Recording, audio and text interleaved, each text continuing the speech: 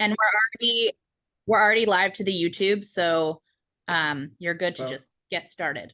okay, well, good evening. This is the May 2nd meeting of the Economic and Community Development meeting. In attendance is council members Melissa Murray, Jim Freyer, Barbara Smith, Heather Dunn, Jalen Seed, and Johan Lopez. Um, Before we get to public participation, I just wanted to make a quick program note. Just given recent events, I imagine I can speak for everyone in saying how grateful we are for Norwalk Fire Department and the Norwalk Police Department and all of our law enforcement for their really incredible work today surrounding the calamitous motor vehicle collision that caused the enormous fire on the Fairfield Avenue Bridge under I-95. I mean, we've been talking about this all day. I've been looking at pictures all day, and it is truly incredible that they were able to quell the fire in about 2 hours, and that there were no one's hurt. I mean, what a miracle. So, and obviously, school is canceled tomorrow for those who maybe didn't know, but I just wanted to just say that at the top and just express our thanks to all the people who really, really, really made this horrible situation so much better than it could have been. With that, is anyone here for public participation? I do see a couple hands up. I just want to remind everyone of the rules. If you are going to do public participation, the rule is you get 3 minutes and it has to be related to something on the agenda. So those are the rules. And with that, who's ready to speak? I see two people. Diane, I'll allow you to speak first. You should be able to unmute yourself now. Thank you, Sabrina. Thank you, Chairman Goldstein. Good words about today's conflagration. I appreciate it. My name is Diane Loricella, 21 Little Fox Lane. Tonight I'm here to speak on the 3 items on the agenda. I'll combine 2. The first is in section B, as in boy, the 55 MLK Drive, otherwise known as the Webster Street lot. Many of you on this call probably are not aware that there was a point where the city had a brownfields task force. It was during Mayor Moshe, and it was because there were grant monies available, and I was on that particular task force. I know that it's been shifted to Brian and his team in the redevelopment agency. I do want you all to know there is and should be a list of the brownfields that we know of in the city. It is not just this site. The reason I wanted to speak is I wanted to know from the staff, right now there is green infrastructure that we of course made a big deal about, and it was a good thing. Right next to green infrastructure, meaning a more superficial way to deal with polluted runoff or stormwater runoff, right in the corner near the movie house. I wanted to know, will this publicly paid for green infrastructure be destroyed, and what was the cost of its building in the first place? And can you please try to keep it there intact and integrate it into the work with the parking garage that I think we're going to have, but I'm not sure. I hope we can save it because it was a good thing and it cost money. Lastly, I just wanted to state that under C, business development and tourism, I want to give kudos to Sabrina and Anna in helping with, in a great way, and the city, and all of you that helped on the Earth Day on the Green. Sabrina and Anna did a fantastic job. Anna found a terrific group of, and so because they're going to be talking to you about the 2025 events, going forward though, I must ask that you all, including the staff, take a look at the events from the perspective of the taxpayer, so that please, as I've asked before, make sure that there are corporate and business sponsors of many of these events. And there are ways, like other towns have done, to develop ethical standards and rotate the sponsors in place. I know that there was some talk about that concern. I do think the taxpayers and all of you have something to discuss when large amounts of money are spent on things that are good for the people, but we could have gotten corporate or business sponsors, and then we don't have the money for part-time zoning enforcement officers and other important needed expenditures. So thank you very much for your time and efforts, and I thank you tonight. Thank you, Diane. Next for public participation.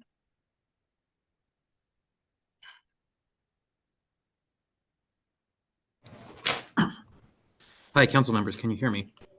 Yep. Excellent. I'll try and keep it brief. I want to speak on something that pertains to both of the items under transportation, mobility, and parking, both the Route 1 corridor study and the complete streets update. And that is also having to do with as Ms. Lauricella called it, the conflagration. This morning, watching all the events unfold this morning, from my perspective, underscored the importance of building a transportation system that is resilient. We have talked a lot as a city about sustainability and resilience in the last year or two, and talked a lot about how resilience pertains to flood control. But I think today we all saw how it pertains to transportation, and in particular along the Route 1 corridor, as well as in other places around the city.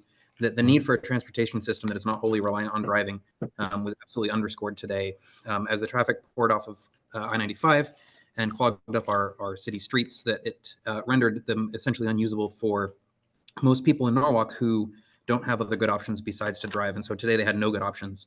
But I'm envisioning a future, and I think that we, through Complete Streets, we as a city are trying to envision a future where we have a more diverse transportation network, where in the event of a crisis that we can, that people have options, that they have high quality options, and that we don't grind to a halt as a city when we experience a crisis like this. I'm working on a draft of an op-ed that'll be publishing soon with more details on this topic, but I hope to see that the Route 1 study prioritizes walking and biking and public transit to these ends, and also that we take Complete Streets as seriously as possible. And I look forward to the updates today. Thank you. Thank you, Tanner. Does anyone else raise their hand or want to make a public comment? I see a few attendees, two of whom have already made public comment, and I don't see any hands up. So going once, going twice. I think we can close public participation. And let's move on. Just the first thing, approval of the minutes of the April 4th, 2024 special meeting capital budget bonanza. Does anyone have a motion? Councilmember Smith. Any amendments, corrections, changes? If not, all in favor of approval of the minutes of the April 4th, 2024 special meeting? I don't think there was anyone. Melissa, is this an abstention, or actually, I'm not sure. I don't vote in this meeting. I am. You know what? All right. Well, I just wanted to make sure.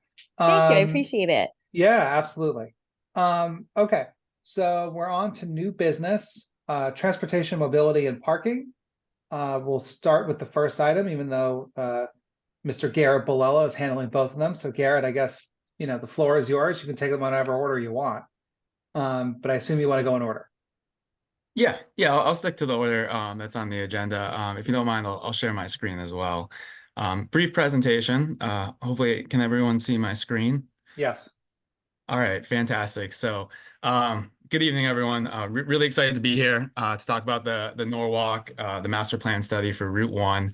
I really wanted to, by way of this conversation tonight, this is really the first engagement we've done with the project, but really wanted to just leave you with a general outline of the project, talk a little bit about the scope, the vision and goals, a little bit detailed description of the study area, what that includes, what the study is intended to address and what it will not address, and also set expectations for some of the outcomes for the study.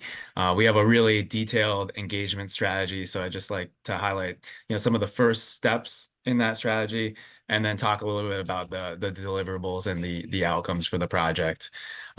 So for this project, we're really looking at this master plan study, and we're really talking about how we can enhance mobility within the corridor, how we can improve safety, and also improve accessibility. And, you know, this study is going to be unique in that we're really looking for a number of short-term outcomes and really actionable items. It's an FHWA, a federal highway funded study, and they're really looking to not have these documents sit on the shelf any longer. So at the conclusion of this project, they're going to be looking for WestCog to attach funding to some of the recommendations. So we see this as a very actionable plan. You know, through this engagement, we're going to look at how we can address current transportation needs, future transportation needs. You know, everyone knows it's a high crash corridor. It's actually one of the highest crash corridors in the city. So we're going to look at how we can improve safety along the corridor and how that'll align with our Vision Zero strategy. This comes at a really unique time. We're going to look at how we can apply our complete streets lens to this corridor, and, you know, look at different outcomes for the cross sections of the street, the aesthetics, and this is a really important gateway to the community. So as I mentioned, the project, so it's just see if I can, oh, there we go. So it's a FHWA largely funded project. CTDOT is also participating in the funding, and there was a small city match as well. But, you know, this was a grant application, a $300,000 grant application that we wrote sometime last year. WestCog administers the project, so our local council of governments, and we're working closely with WestCog and CONDOT as partners, in addition to our city agencies, our planning and zoning, Norwalk Transit. And, you know, this is a really good opportunity to get everyone in the same room. Route 1 is under the state jurisdiction. They maintain the majority of the signals on the roadway.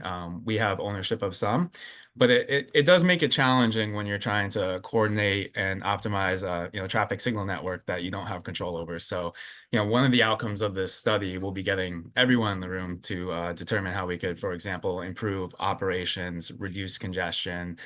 There's a lot of stop and go traffic on the corridor today. So this is the actual study area that you can see on the screen. We kind of joke it is a little bit like a whale, the shape of a whale. But it is Route 1 all the way from West Norwalk Road.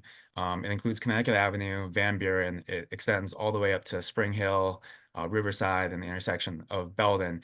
But the study, and I want to emphasize, is also a lot more. So it includes the parallel roadways and extends into the adjacent neighborhoods of West Norwalk and down and extends down towards Rowayton. So we have included in the study area West Cedar Street to the north and Flax Hill Road to the south. It was really important that we got all of the cross streets included in the corridor, so we can look at, for example, Scribner Avenue and, you know, some of the challenges with the Interstate 95 ramps that exist today, and also the congestion at that intersection.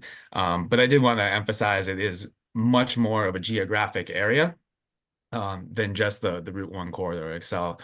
And, you know, I think one of, based on my conversations with many residents, you know, what I hear often is, you know, we avoid the corridor at all costs, but I think it's really important that while this is a state road, it is still a road within our local network, and provides access and mobility to our adjacent neighborhoods. So we have to look at how we can better fit this in with the fabric of Norwalk as well. So these are just the next couple slides are just a couple snapshots of how the road has grown. So you can see 1899, you know, how the corridor existed, the different land use patterns, but it was largely residential. And in 1934, you started to see like the actual development of the corridor, and you started to really see the density increase. And then along came Interstate 95 before 7, but you started to see the corridor change and start to become this retail and commercial destination. And then fast forward to 2024, where you see 7, you see a lot of our big box retailers, and this really lands us where we are today. But I did want to emphasize with this project, you know, this corridor means a lot of different things to a lot of different people. So, you know, we want to capture the business community and have conversations with all those stakeholders. This is, you know, a regional destination. It's a commercial hub. So we have a lot of, you know, regional trips, and it's really important. There's a lot of jobs. It's a major employer. it's a corridor that provides primary access to some of our most valuable institutions, for example, Norwalk Community College, and it's a major transit corridor. So it is a lot to a lot of different people. So we're trying to get everyone in the room and really have these conversations so that we could balance all the different transportation needs along the corridor. We spent a lot of time walking the corridor, and we actually had all the consultants come in when they applied for the RFQ. And we did a bus tour of the street, but we actually got out and walked the street. And, for many of you very familiar with the roadway, it's grown a lot over time. I think it's grown in a very autocentric way. The curb to curb width has expanded, the right of way has expanded, capacity has increased for vehicles. But these are just some pictures that highlight some of the other modes that were left behind, and this is something that we're really looking to address through complete streets. But as an example, we really, on the image on the left, we just lack true transit facilities and connections. And we lack that first and last mile connection to transit.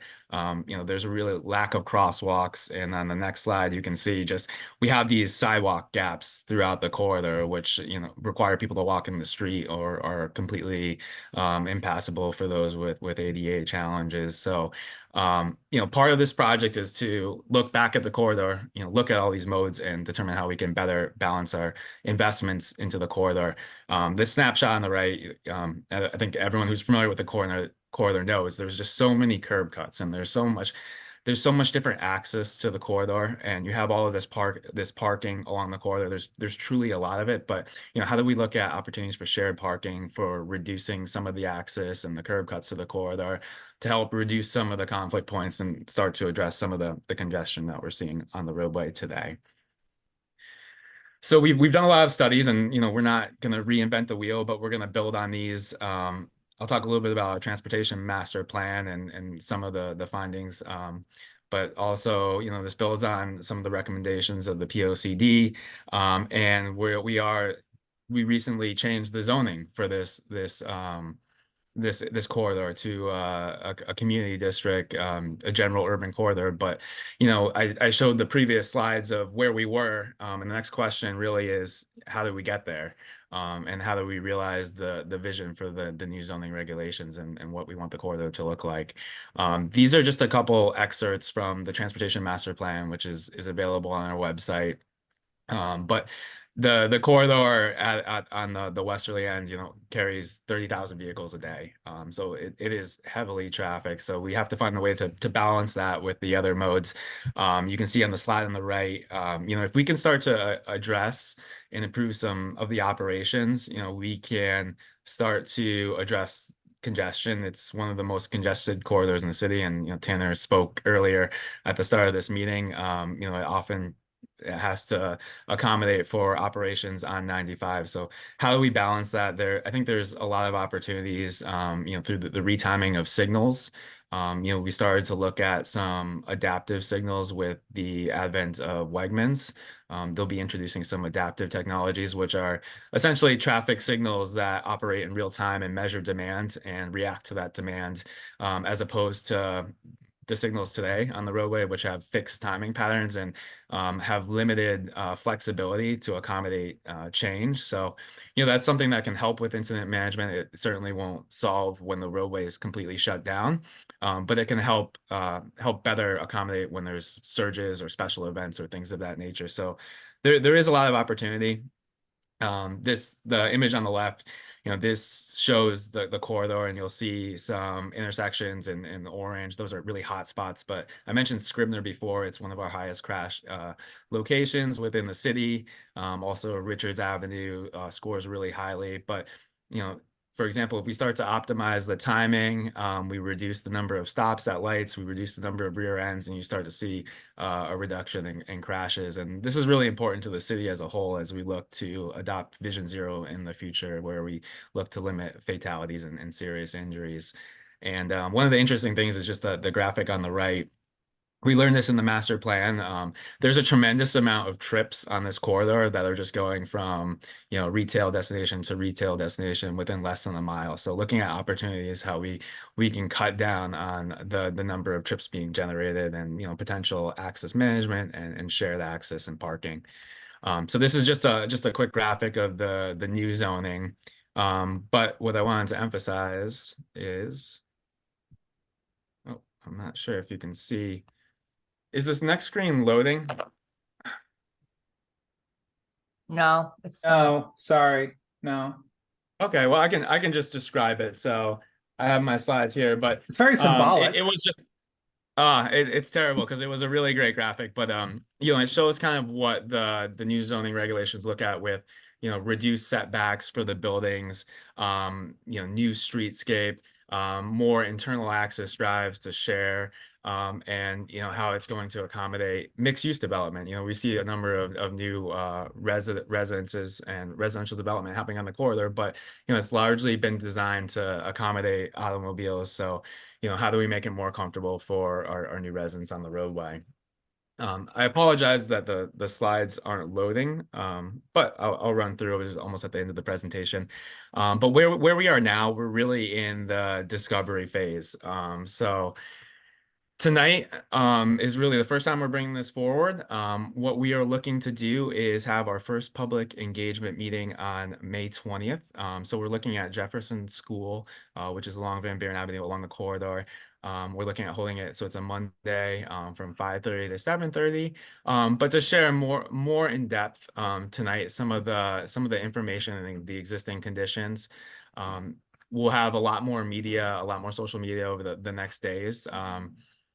Invitation to the meeting, but we wanted to, by way of this meeting, invite everyone to attend. We chose that site specifically. It's got great access, so we can capture the transit community. Those times work well around the bus schedules. We wanted the first public meeting to be along the corridor, and we wanted to make sure that we invite all the different neighborhoods. So this project impacts West Norwalk, it impacts Oak Hills, it impacts Brookside, the Golden Hill area. So we want all of those neighborhoods to participate, and we're also reaching out to the Chamber of Commerce and also the businesses. So, we hope it will be well attended. And this is really just the first meeting to engage the community, introduce the project. Over the summer, we're really going to be looking at collecting and doing the due diligence with our consultants, FHI, in the project discovery. So we'll be collecting all the traffic volumes within the corridor. We'll be doing the safety analysis. We'll be looking at access management. We'll be looking at how the new land use can promote complete streets. We'll be looking at economic development potential along the corridor, all of that, so that we can reconvene in September and really have a meeting where we can incorporate some of the findings of that discovery. We can talk about the analysis, start to talk about what's possible, and in September, talk about the strengths of the corridor, the weaknesses, some of the opportunities and the challenges we see from the data. So again, just emphasizing that this is just the very beginning of the process, but we have a really robust engagement plan, and we'll continue over the course of the next year. And on our website, so if you go to our transportation, mobility, and traffic page, you'll see at the very, very top of the page, there's a link to this project, which will also send you to the WestCog site, where you can find the map, you can find the project schedule, which will really take us to the end of August 2025, and you can find some of this preliminary information I shared tonight. But I really wanted to leave it open to your committee to ask any questions that you might have about the project itself or the upcoming engagement meetings. Thank you, Garrett. I'm going to throw it. Does anyone have any questions? Well, Barbara. Yeah, I don't have any specific questions. Thanks for the presentation. I just thank you for always including the public in the public engagement discussions. You've done a really good job of that, and so I just I know you'll continue doing that great work. Public buy-in is really important, and what the community's needs are, need to be heard and considered. So glad you're doing that again. Thank you. I echo what Councilmember Smith said. I would, and I appreciate you giving us a sense of the timeline.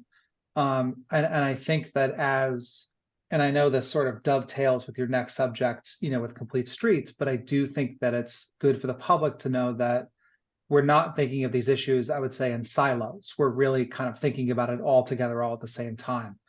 Councilmember Seed.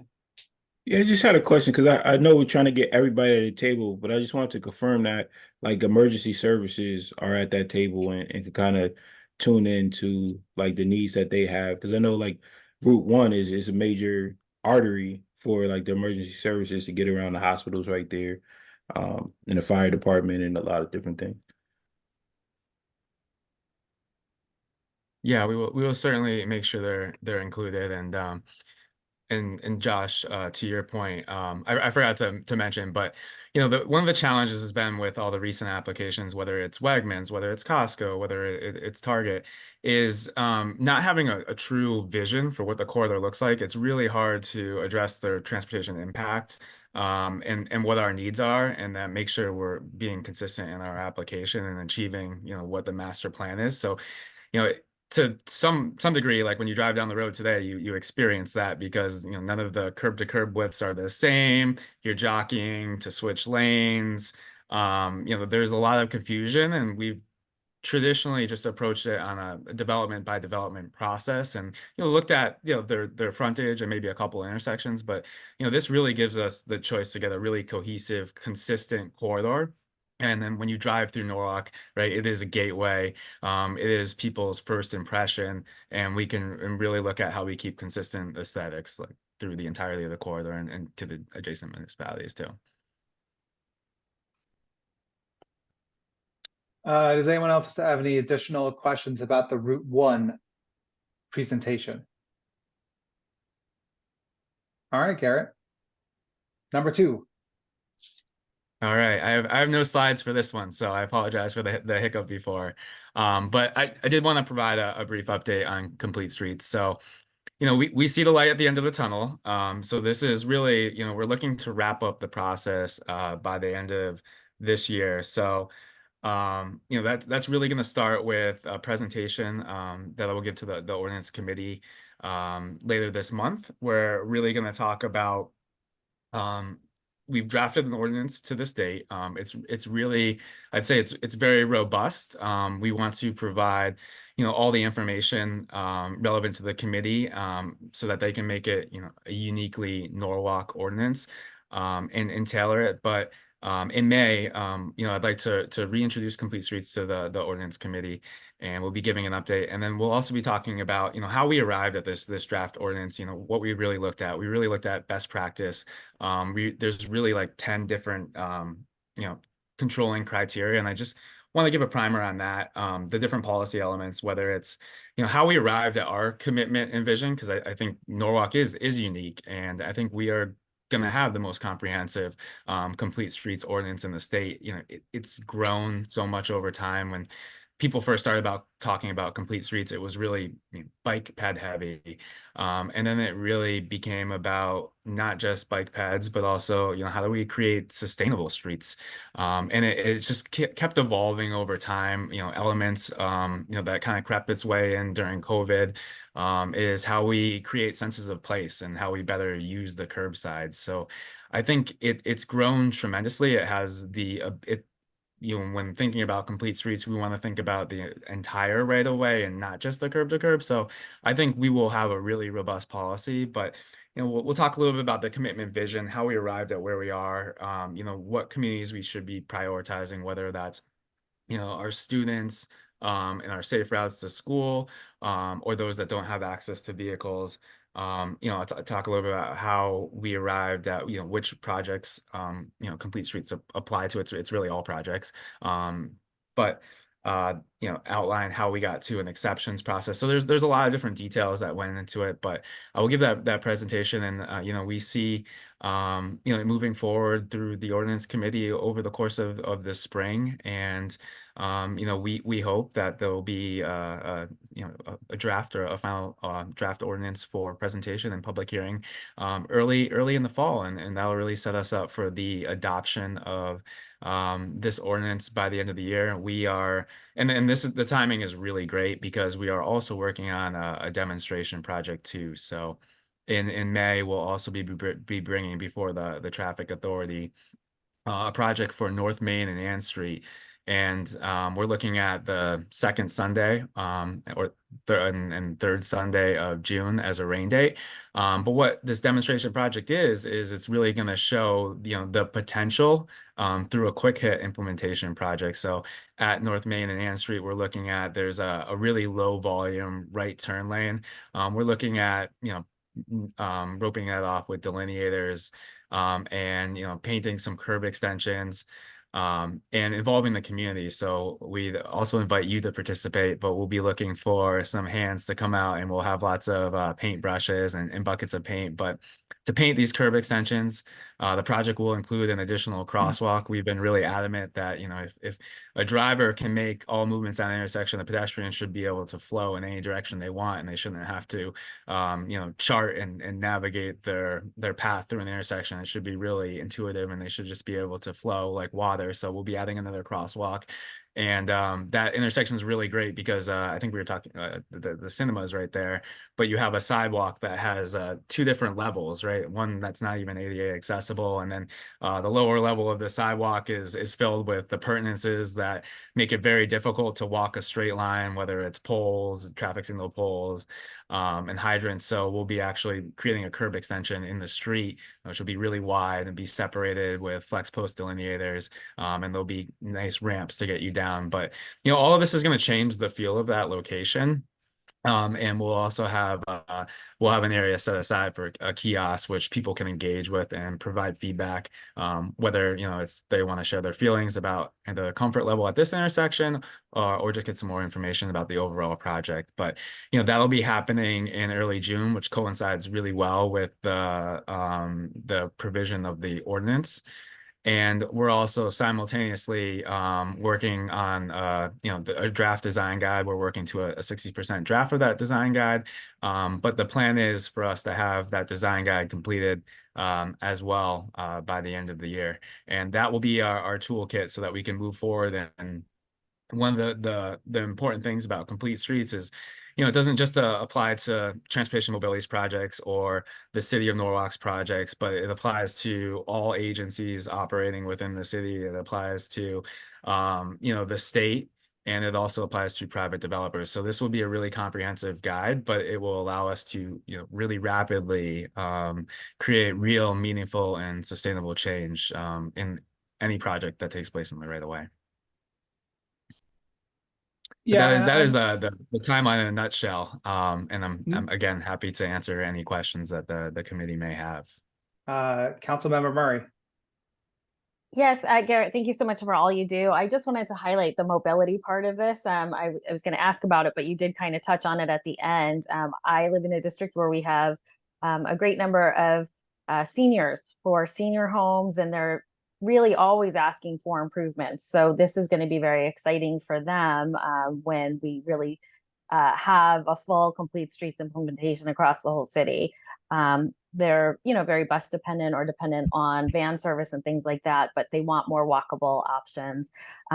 So I want to make sure that we're reaching out to include them, because I do hear quite a bit of feedback in that. And then the other thing that my interest in mobility is, I found, and I think this is going to address that, but maybe you can tell me how, is some of these, crossing the street, if you're in a wheelchair, or if you're a child, or even a able-bodied adult, you can do it pretty quickly. But those street crossings can be pretty quick right now with the lights for seniors to get all across in time. Mm-hmm. So how does that address it, or how does all this work together for that specific segment of our population?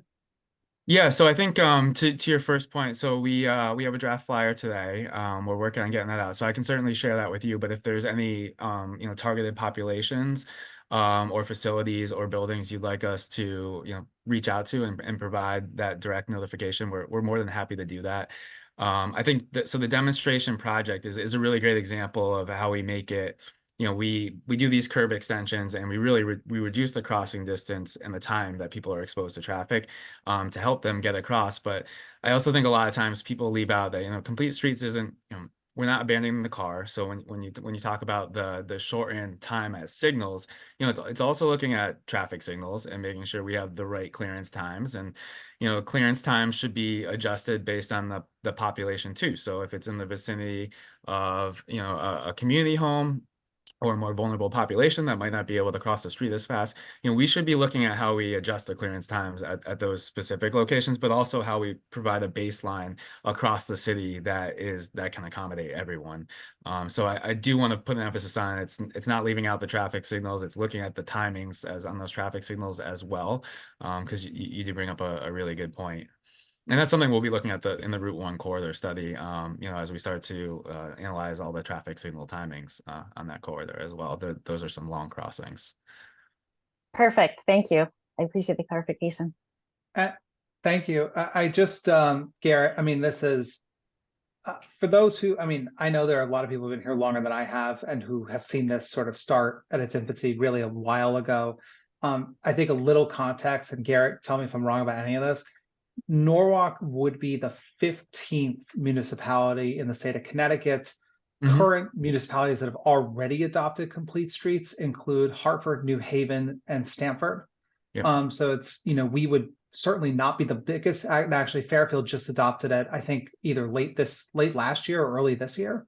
Yeah, last year. So, there's a lot to work from, and Jim and Garrett bring a lot to the table, both from experience and also a lot of insights and sort of seeing a lot of how other municipalities have sort of made their way through complete streets, and that's part of our process as well. Just so everyone has a little more context, and I know, Garrett, we had a meeting about this recently. I don't know if our draft ordinance is going to be ready to roll by May, but we're certainly going to do a presentation on it in May. And obviously, I encourage all of you to go check it out at the ordinance meeting in a few weeks. But I do, we've had a consultant who's worked with us, on this for a while. They've provided a lot of helpful materials, and including a very robust ordinance draft that we are currently working on condensing and making that much more effective. So that's sort of where we are on that now. But this will be a process that'll take us through most of the rest of this year to both implement the ordinance, which is separate from the policy, and the design guide. Those are separate documents. So I just want to make sure everyone's on the same page there. And obviously, there's going to be a lot of time for input and a lot of meetings, public meetings, private meetings, but there's going to be a lot of time for everyone to get their feedback in and help us make this as best as we can. So I really do encourage people to, send all their ideas our way. With that, Garrett, anything else before we move on to the next item? No, unless you don't have any more questions. But thank you for your time. I appreciate it. Thank you, Garrett. Have a good evening. You too. Okay, so we are on, this is item 2B under redevelopment agency. This is a very long set of items, so suffice it to say, I'm going to condense it instead of reading the whole thing into the record. Hello? You have to read the whole thing, Josh. Sorry. Okay, I tried. All right, so then I'm going to read them, and then Brian, then the show is yours. Redevelopment agency. This is because, by the way, this is penance for me, always getting the short council agenda whenever I have to read the consent calendar. So here we go. Josh, sorry, just one at a time. Just Yep. so you know, one at a time. The first one. Yep. So this Okay. is Sorry. B1, resolution authorizing the mayor to participate in the Brownfield Municipal Grant Program to support the environmental remediation and redevelopment of 55 MLK Drive, parentheses Webster Street lot. Whereas pursuant to CGS section 32-763, the Connecticut Department of Economic and Community Development is authorized to extend financial assistance for economic development projects. And whereas it is desirable and in the public interest that the city of Norwalk and the Norwalk Redevelopment Agency make an application to the state for $3 million in order to undertake the 55 MLK Webster Street lot brownfield cleanup project and to execute an assistance agreement. Now, therefore, be it resolved by the Common Council of Norwalk, one, that it is cognizant of the conditions and prerequisites for the state financial assistance imposed by CGS section 32-763. Two, that the filing of an application for state financial assistance by the city of Norwalk and Norwalk Redevelopment Agency in an amount not to exceed $3 million is hereby approved, and that Mayor Harry Rilling is directed to execute and file such application with the Connecticut Department of Economic and Community Development to provide such additional information, to execute such other documents as may be required, to execute an assistance agreement with the state of Connecticut for state financial assistance if such an agreement is offered, to execute any amendments, decisions, and revisions thereto, and to act as the authorized representative of the city of Norwalk. That's item 1. I'll move that for you. Thank you. Brian, I'm wondering if we should read these both and move them together. They are tied together if that works for you. Yeah, which is why I'm thinking I might as well. I had a little drink beforehand, might as well get this out of the way. Not alcohol. 2, resolution authorizing the mayor to participate in the Community Investment Fund 2030 program to support the redevelopment of 55 MLK Drive, Webster Street lot. Whereas pursuant to CGS 32-285A, the Connecticut Department of Economic and Community Development is authorized to extend financial assistance for economic development projects. And whereas it is desirable and in the public interest that the city of Norwalk and Norwalk Redevelopment Agency make an application to the state for $8 million in order to undertake the 55 MLK Webster Street lot Community Investment Fund project and to execute an assistance agreement.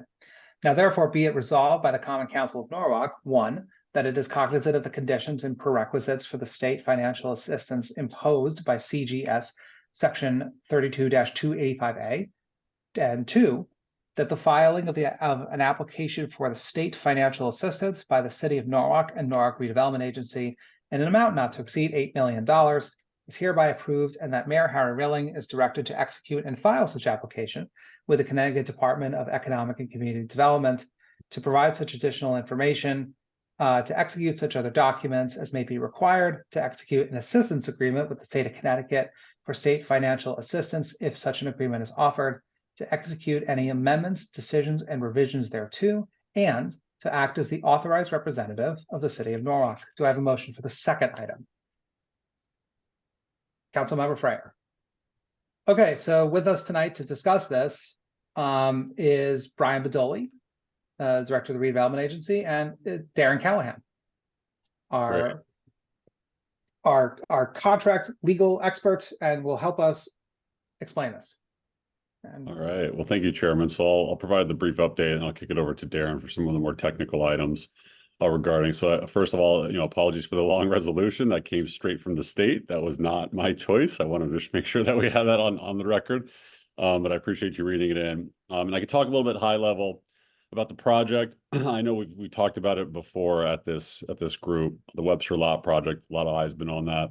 The redevelopment of the existing surface parking lot into about 430 to 480 unit mixed use residential village right there in the heart of downtown. I know it's been on the books for a long time. There's been a number of planning studies all the way back to 2004, and then get reinvigorated through our recent procurement process where we've identified a qualified developer to enter negotiations with, and that's what we've been actively involved with. We did a good deal of public outreach over the past year, but for the past 6 to 9 months, we've been in negotiation mode, trying to make sure that the finances work on the site, make sure that obviously in any public-private partnership that the city is well represented, and that we're deriving the maximum public benefit that we can as part of that. We are obviously in an active negotiation. So that's not specifically the topic for tonight's meeting. What's the topic for tonight is the state assistance that we've obtained for the project. And that is to the tune of, as noted, $3 million from DECD and their Brownfields program. And I'll talk a little bit about that scope.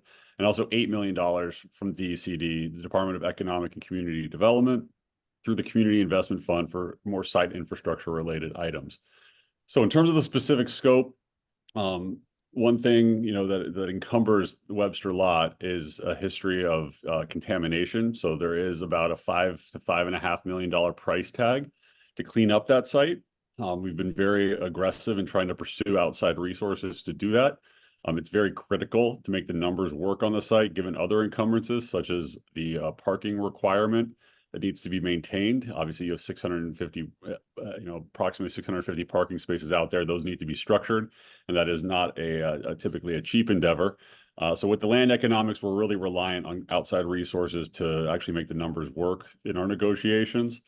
So the $5 million that we need has been obtained through $3 million through DECD, and we also received another $2 million EPA grant. So we're pretty confident that we're going to have enough to do the requisite cleanup for the site. But what's required from the state in order to access those funds is an assistance agreement, and that's what's referenced in the resolution. So effectively, what we're requesting tonight is authorization to enter into that assistance agreement so we can secure those funds and advance our negotiation. Ultimately, if we do not have these resources, that affects the price tag and the cost of the lot for the prospective purchaser, which is obviously to the detriment of the city. So we're really relying on these state resources to fill the funding gaps that are required. The same goes for the $8 million we received from the Community Investment Fund. So this program is more focused on site infrastructure. There's a number of infrastructure items that would need to be upgraded in order to facilitate development on Webster Lot. One of them being a very, very old brick sewer line that runs through the site. So we want to make sure that we have the requisite dollars to upgrade that. So part of that $8 million will be allocated towards the site infrastructure. Also relocating utility laterals to accommodate various development paths. And a lot of that is still being negotiated, but at the end of the day, we need to have these resources in our pocket and secured from the state in order to even advance those negotiations. Because right now it's a relatively big unknown. I mean, even if the state's awarded it, we don't have the agreement in place. So we've been working with the state, apprising them of where we're at. Obviously, this process is going to follow our typical public-private partnership process that we've developed in recent years through a land disposition agreement.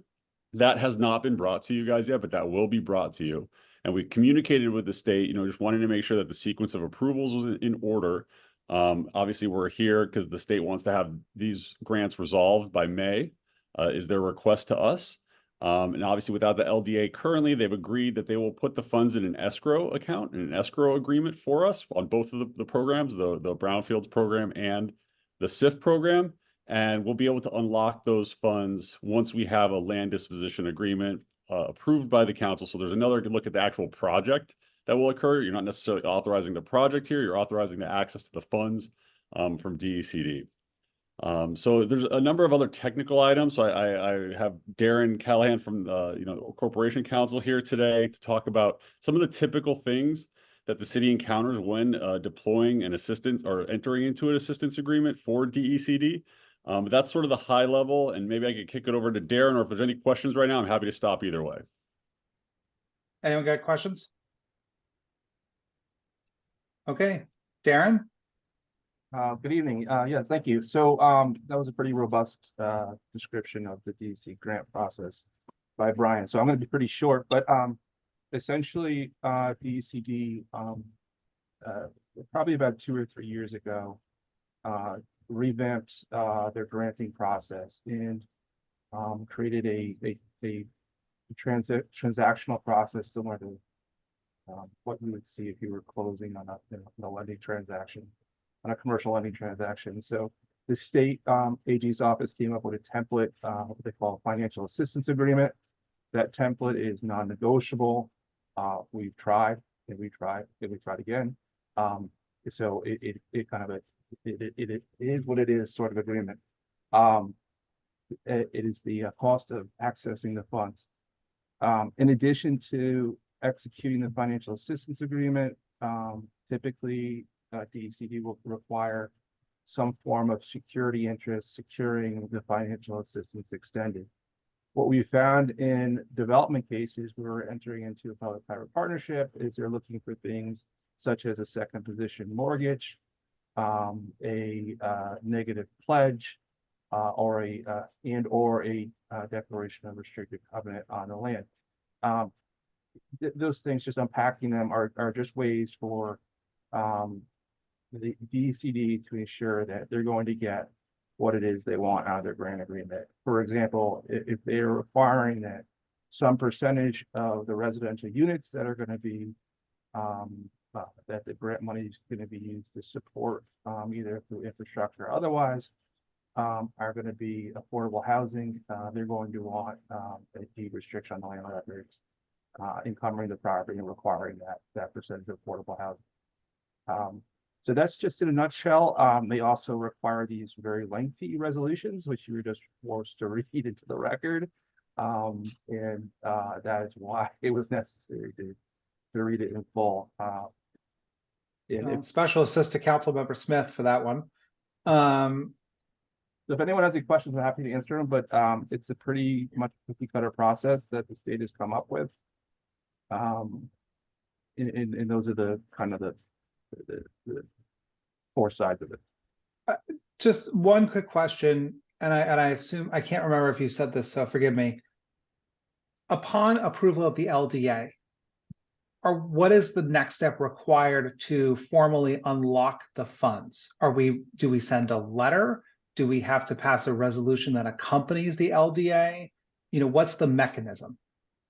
Yeah, so we haven't received the actual escrow agreement because they're currently drafting that right now, but the intent, as we've discussed with them, is it would just be notification. It'd be basically fait accompli that we would have the funds. They would just wouldn't be released until we had the full land disposition agreement approved. So you send a letter with a copy of the fully approved LDA saying unlock. Yeah, I mean, similar, we did the same thing. It was a little bit putting the carriage before the horse on the community challenge grant. That's what kind of amended this process. But yeah, as soon as they had the LDA, it was tied as this agreement. It was written in there that would effectuate the money being available. And, you know, one of the things, so everyone's eyes wide open, that we're very cognizant of is, you know, to Darren's point, when you start spending these resources, there's an assumption that you're going to deliver on the full project. So we're being very cognizant in the land disposition agreement process to make sure that there's security for the city in order so that if we do expend funds, that you guys are covered in the event something does fall through. So that's been part of the negotiation. Just thinking ahead to the land disposition agreement discussion that we will have. But what the escrow agreement allows us to do is give you guys surety now, even though we're entering into the assistance agreement, that none of that money is going to be spent until we have an approved project by this body. Okay, do any council members have any additional questions for Brian or Darren? Councilmember Smith. Yeah, just thanks for such a thorough explanation of everything, Brian. And it's pretty incredible that the state is willing to set these funds aside in an escrow until we have our project set. So I, got to give them kudos for that.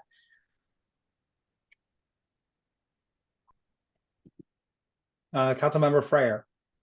Yeah, so just to be clear on this, that we're not exposed in any way until down the road, until we decided that we're going to go ahead with the deal altogether. Is that right? Yeah, that's the agreement we reached with the state. I mean, until we start spending any money, the exposure is limited. And the devil's obviously the details on the assistance agreements and the various land disposition agreement that we developed. But at the time, this is how we're preserving, the lack of exposure. And is there a termination date on the escrow agreement? That has not been discussed. No. It's open-ended? As it stands now. Like I said, we don't have it right now, but they're asking that we close this out for May. So we better sign quickly. Okay. The financial Thank you. agreement requires that the funds be expended within a certain period of time. So ultimately, I can't hear you, Darren. Can you speak up? I'm sorry about that. I need to get my speaker fixed. Can you hear me now? Yep. Yes. The financial assistance agreement, the proposal requires us to expend the funds within a certain period of time. It's either 10 or 5 or 10 years, with some 1 year or so it's extension available upon request. So, I mean, ultimately, the contemplation by DECD is that we will have a LDA for them to review and approve, as well as the council, obviously, within a reasonable period of time. Okay. Does any other members have any questions? Okay. With that, I think we're going to need to vote on them. I think we should vote on them separately just to make sure that this is clean and the record is clean. So I'm first going to call for a vote on the first item. And I'm not going to read the whole thing again, but again, this is the resolution authorizing the mayor to participate in the Brownfield Municipal Grant Program to support the environmental remediation and redevelopment of 55 MLK Drive, Webster Street lot. All in favor? That's unanimous. Okay, now the second item. And again, I had read it into the record previously, but I'm just going to read the first paragraph. This is a vote on the resolution authorizing the mayor to participate in the Community Investment Fund 2030 program and support the redevelopment of 55 MLK Drive, Webster Street lot. All in favor of taking this to the full council? And that is also unanimous. Brian, Darren, thank you very much for all your work in helping us through this process. Thanks, everyone. Have a good evening. Have a good evening. Thanks, Brian. Okay, for our final category of items, business development and tourism. The first item is a FY 2025 special events presentation by Sabrina Kadeski and Anna Brault. But I'm going to kick it off. Sabrina, take it away. Thanks, Josh, and hello, everybody. This is actually going to be Anna's baby this turn, but I just wanted to give a brief overview of actually the 3 items, which we'll talk about separately in more detail, but the actual presentation will touch on a lot of the information that the other 2 items on the agenda, which we'll be voting on tonight. The events presentation will run you through kind of everything we've done up to this point, what we're doing for 2024, and what we can forecast into the rest of the fiscal year. It'll include kind of our partnerships that we've had, all the smaller events we've had, the larger events, as well as our sponsorship package, and how we're looking for individuals to help us out to offset the cost of our events. So Anna will go into that, and I'll give it over to her, I promise, in 1 second. There's been a lot of questions around the return on investment for our events, what our businesses are seeing, the actual dollar amount, if we can quantify that. The Placer AI contract is actually specifically targeting that information for us. The software is able to track sales tax revenue increases, which will say one day, the day before event, our sales tax was this, or one weekend before their sales tax revenue was this. And then the weekend of our event, we can actually calculate and see that increase in sales tax revenue, which directly correlates to obviously increases in sales for businesses. So we're really interested in that. But also the actual increase in attendance. So the actual people that are physically coming to our events. So we'll have a pretty dead set number on that with that software as well. And then we'll get into kind of the cost of actually putting on these events, which is where the ARC contract comes in, which is our selected preferred vendor for the soundstage and lighting contract, which I can talk about in more detail as well. The vendor will be on for that portion as well. So if we have specific questions that we can't answer, they'll be on to answer them as well. So with that, Anna, take it over. All right, Anna, the floor is yours. Thanks. I'm going to share my screen if that's all right. Cool. All right. Okay.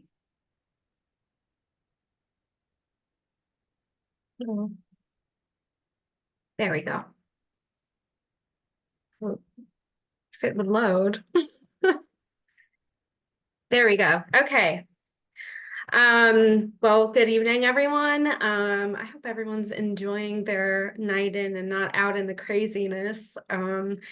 I live near the hospital, and every so often I like to look out and just check the updates. It's still kind of crazy out there, but I'm super excited to delve into the world of special events. It's my industry, it's what I'm passionate about, and more of how they are pivotal in shaping a city. Just taking a look into the agenda of this presentation, we'll be talking about upcoming event overview with objectives and goals, quantifying estimated ROI from events, city partnerships, sponsorship opportunities, and special events coordination and management. And we'll get to talking about these in the next slides. So these are our core event objectives, and in every single one of our events, we try to incorporate some aspect of these objectives. When we provide a space for local artists and performers to showcase their talents, as well as providing a space for local businesses to sell their product, it really shows that the city is dedicated to the community and economic improvement. And we also try to incorporate education and diversity in our events, whether it be showing the different cultural traditions in the holiday extravaganza like we did this past year, or all the multitude of educational demonstrations at Earth Day that just happened. There's always something that you can learn and take from these events. So we have a lot of goals this 2024, and they're pretty clear. We want to increase event attendance, support local entrepreneurs, encourage community participation, engage young audience, reinforce neighborhood activation, promote sustainability, and drive economic improvement. In the next few slides, I'll talk more about how these goals are put into action. But before we talk about the goals this year, I just wanted to mention a study made by the Cultural Alliance of Fairfield County. The Arts and Economic Prosperity Study was done in 2022, and it collected information about revenue and improvement made by the arts and cultural industry in Fairfield County specifically. When people attend an event, they make it an outing. They're not just going to the event. They might get a coffee beforehand, have lunch, go to dinner afterwards, and they're also paying for parking at the same time. So with that in mind, the study came up with an average expenditure of $32.21 per person per event.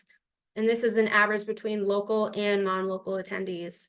And this doesn't even include the in-event expenses like admission, on-site food and beverage, merchandise, things like that. So we can only imagine that that total would increase with those included. It also generated 255.3 in economic activity, supported 4,015 jobs, and generated $6 million in local, state, and federal government revenue. So now going into our goals, I just want to talk about 2023 first before I mention 2024 on this slide. 2023 was a huge year for first events, for new events. We introduced the Halloween Night Fair, and it was a huge success. It was 2 full days of fun activities. We closed Sono, and it was just so much fun. It was supposed to be 2 days. The second day was rained out, but we still held it, although the attendance wasn't as good as that first day. But we had an average attendance of around 6,000 people just during those 2 days. So if we multiply that by the $32.21 per person, we're getting an ROI of $193,260 just for Halloween Night Fair. And going on to those holiday events, they both generated the same attendance, about 1,500. So multiplying that, it comes to $48,315 per holiday event. If you add all those 3 events together, that is an ROI of $289,890 just for these 3 events in 2023. We had many other events, so that also will increase and improve the revenue. Now going on to 2024, we want to increase the attendance by 15% at the Halloween Night Fair. So our goal is 7,000. That ROI will then calculate to $225,470. And then same thing with the holiday extravaganza and Wall Street Wonderland. We want to increase the attendance by 50%, 1,500 to 3,000 attendees, which would generate an ROI of $96,690 per holiday event. And I did the math. Together, those 3 events will generate an ROI of $418,850 Again, just for these 3 events. We plan on having more events. We've already had events that have impacted businesses. And in order to get this attendance up, we will continue having a bigger social media presence, collaborate with local businesses and organizations, which we'll get into more later. And we also decided to send out a mailed calendar to all of the residents, which is just a little postcard of all the events happening throughout the year. It includes recreation and parks activities, our events, and the larger events like Oyster Festival, Nice Fest, Pride in the Park. Barbara, do you want to ask your question? Yeah, if I could, yeah, because it's about the attendance. Can I just ask if you have the data? Was there an increase in attendance for the holiday fairs from 2023? Because we did do them that first year in 2020. I'm sorry, in 2022. So we've already had 2 of those events, right? 2 years. Mhm. Was there an increase? I think there was a small increase. I think they had around 1,000 attendees in the first holiday extravaganza, and the Wall Street one was a lower attendance. I'm not sure exactly how much. Okay, but there was growth. There's growth from year to year. Yeah, for sure. Okay, thanks. All right. Each of our larger events allow for local small businesses and vendor pop-ups. We've worked with well over 100 vendors and will continue to provide those spaces for them. We've hosted events and partnered with over 15 local entrepreneurs and organizations and are hoping to increase that number as our events go on. As we strive to foster community participation, our aim is to achieve a satisfaction rate of 85% or higher. And to ensure we're meeting the community's wants and needs, we'll continue to provide free and or affordable activities and events for the community. And something that we haven't done in the past or haven't perfected, and that we'll be really focusing on this year, is our post-event surveys. So we'll get those out to get accurate feedback and see how the community felt about our events and how we can improve in the next years. As we focus on engaging the young crowd, we'll be implementing more activities for the youth and their families. We'll continue to provide outreach to school systems and the youth programs, as well as school and youth program performances, providing them a space to perform. One of our favorite groups is the Norwalk Metropolitan Youth Ballet. We try to invite them to any event that we can, and they always show up and have the cutest performances. And by providing these neighborhood activation, like community projects, partnerships, working with different neighborhood stakeholders and groups, we're attracting all community members all around Norwalk. I know 2024 is a big year for sustainability and environment awareness and just overall being a greener city. And that is something that we do keep in mind when planning events. Moving forward with when we publish our events and promote them, we will be prioritizing and recommending public transportation, carpooling, the Wheels to You service, and to reduce carbon emissions. And also something else that will include a small but mighty change is strategically putting recycling bins right next to garbage cans. That's something we hadn't really considered in the past, but we'll make that change this year. And of course, we can't forget about economic improvement when it comes to event goals. We're hoping to achieve a 15% increase in sales tax revenue for the district, but and that can actually be quantified through Placer AI, which we'll talk about in a minute. But this can quantify economic impact of events on local economy, including spending by attendees, revenue generated, and employment opportunities created. So that is a great tool that we can have. So this year we're striving for more partnerships. We've had so many already, and we want to make it known that we're here for organizational support, marketing support, and any insight that we may offer. Already, we've seen an increase in attendance, easier coordination with city departments, and increased event outreach by partnering with organizations and businesses. And I'll mention some of the success stories in the next slides.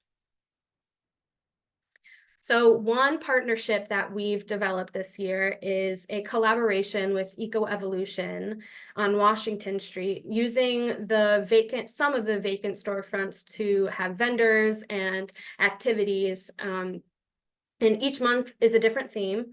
We actually just had our first one in April, and the theme was sustainability, vintage, and thrift, which is so on brand for Eco Evolution and for Norwalk. This month, actually next weekend, we'll be having her marketplace, and that'll focus on prioritizing women-owned businesses and success stories. And there will also be a little fashion show with nurses showing off their outfits. So that'll be awesome, and it's just so much fun. The attendance was great in April. It was kind of a day, but regarding weather, but we still had quite a few attendees. And then in June, we'll have our marketplace, which is for LGBTQIA plus businesses. It is the same day as Pride in the Park, but it is in no way a competition in between them. They are actually well aware that we're having this event at the same time. And the whole purpose is to foster a better connection between Veterans Park and South Norwalk. So I think the biggest success story that we've had this far with partnerships is the Earth Day Festival that just happened. When first joining the planning group, it was known that prior attendance only reached up to 400 attendees, and they wanted to get to a goal of 600, I believe. And if we got to 600, we'd be great. We'd be happy about it. But because of our involvement and involvement of other fantastic organizations and other city departments, we were able to generate an attendance of over 2,000 people, well over the 600 goal. So we were also happy about it, and the feedback has been great. And you can see there was so much happening here in the schedule of events, and there was always something going on. And I think about 60 vendors were present to inform attendees about their respective impact on the environment and their community. As you can see here, there's lots of smiling faces, everyone having a good time. I've heard over and over again that the most memorable part about this event was just seeing people smile. And to me, that's a successful event in itself. But see on the bottom right here, that's the Metropolitan Youth Ballet. They always generate a good crowd and get people going. And we also sponsored the entertainment portion. So we did sponsor the Norwalk Metropolitan Youth Ballet, but also on the top left, that is the Cukes. They are an all ukulele band, and they were great. And we also had ARC soundstage lighting for all of the sound needs. I think in past years, they had the churches donate their speakers, which worked, but they got a lot of complaints with noise and sound quality. So ARC was able to solve all those problems. And it was just proof that Norwalk needs more events like this. And I don't know, it was just a fun day. Another partnership that we'll be doing, or that we've been working on, is with Triangle Community Center with Pride in the Park. We've been offering help with their family hour programming, giving them activities to get their attendance up in their family hour. We find that all of our events are so well attended by kids and their families, and we want to continue doing that. And I think now we've got the gist of how to get them in there. So we gave them help on that. And we're also working with them on parking, bus routes, and the Wheels to You services. And we're coordinating that with the Norwalk Transit District as well. If you haven't heard of Silent Book Club, then I don't know where you've been, because it's been growing rapidly. Basically what it is a group of readers come together in a public place like a bar, cafe, bookstore to read together quietly. But there's no assigned book to read. You bring your own reading material. You come, order a drink, sit down, read in complete silence for over an hour. And it's completely free to attend and has been growing rapidly, as I said. Someone local to Norwalk actually opened the Norwalk branch and reached out to Sabrina and I asking for help in securing venues. And, you know, we know a lot of businesses and venues in town, so we are able to help her out every single month. And it really just aligns with what we want to do with the city and our own personal interests. We're two avid readers, so, you know, why not help? Our first event was held at Space Cat Brewing, and I think about 15 people showed up. Great first meeting. Our second one in March was at Eco Evolution, and that had 30 attendees, so it's doubling.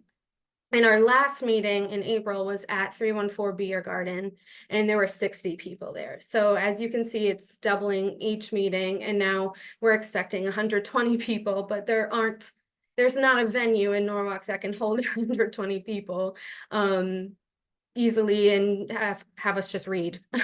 So we decided to cut those one meetings a month in half, do 2 a month. So our next one is going to be at Eco Evolution again on May 7th. So if you want to sign up, you can go to SBC Norwalk on Instagram. It's a lot of fun. Some other successful events that we've put on. When I first started the game night was one of my first events that I put on. I had no idea that it was going to be such a success. We partnered with Battlegrounds Gaming and did a Dungeons and Dragons night on Washington Street Plaza. They took care of the reservations, and I think about 40 people came.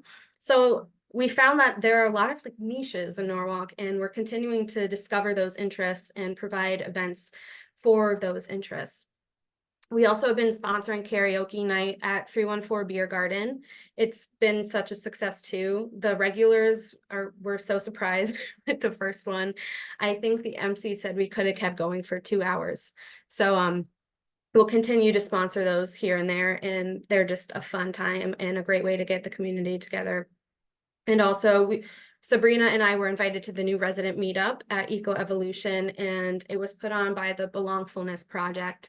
So Sabrina was able to speak to new residents in Norwalk and talk about what's available in Norwalk, what we offer, and just, you know, hidden gems, and just to meet new people. And the mayor was supposed to speak there, but it was the night where all the trees were falling, so he couldn't make it, which is totally understandable. But hopefully at our next new resident meetup, he can meet it and talk to his new residents. All right, we want to bring back a very popular summer celebration that ended in 2009. If you haven't already guessed it, we want to bring back or reinvent the Sono Harbor Splash. It was a huge hit. Again, it ended in 2009, and we can't confirm that it'll be called that or be exactly that, but we know we want to do a larger celebration in the summer that incorporates the water, because the harbor and the Norwalk River is such a key part of Norwalk history. We're hopeful in making it happen and can't wait to start planning things for this event, like getting music, art, and live mural demonstrations. But of course, we can't do this without, you know, proper partnerships, community members, and of course, funding, which brings me to the next point. Our sponsorships. In order to do all these events, we've been seeking partnerships with businesses and organizations that share the same vision as us, just to provide great events for the community and make a positive impact. We offer many different tiers for sponsorships, which will be shown in the next slide. But in order to continue doing city-hosted events, these partnerships really are necessary. In 2023, Stu Leonard's, King Industries, and Fairfield County Bank were able to sponsor our holiday events and our events in 2023, which we're very grateful for. But this year we're striving for more sponsorships. And as you can see, the levels go from $100 all the way up to $10,000. And really any amount is appreciated and helps. So we are actively seeking these sponsorships, and it's still a work in progress. So when working with the Earth Day organizers and members, I found it was such an efficient and enjoyable process, which can be really rare in event planning. Event planning is stressful. There's a lot of moving parts, and it is easier and more enjoyable when there's more people involved with the event. So we are now, putting more of an effort into getting the internal departments more involved, especially the ones who are in the approval process. And we're also meeting with external people, people who are interested in events and key event stakeholders, or anyone who can bring something to our events and make an impact on the community. And also we are now overlooking the e-approval special event applications. We're not approving anything. We're just overlooking it, making sure that each application and applicant has the necessary information for all the departments. So I'll be serving as like the mediator for everybody involved, just to make it easier. And I also made an entire event calendar with all of the events happening in Norwalk. And also we're, like I said before, we're always offering that helping hand to any organizers who want to put on an event and are maybe struggling with the event application process. As we continue creating events in Norwalk for 2024, and we will be generating events, we'll strive to make them exciting, foster connection, empower collaboration, pursue growth, and I'll add this, even though it's not on the slide, ensure each event is safe, doable, and in the best interest of our community. And just through collaboration and support from our community and all around, we can achieve that. That is the end of the presentation. Thank you, Anna. That was wonderful. Thanks. Those were excellent slides too. Those got some serious game. Does anyone have any questions for Anna about the presentation before we get into the items themselves? Okay, then we're going to move on to item 2. So I'm just going to read it for the record. Authorize the mayor, Harry W. Rilling, to execute a contract with Placer Labs, Inc. for a data software unlimited license in the amount of $34,000 via sole source procurement. Sabrina, Anna, I don't know who wants to take this, but I'll take it. right. Anna touched on it. I'll move it for you, Josh. Oh my God.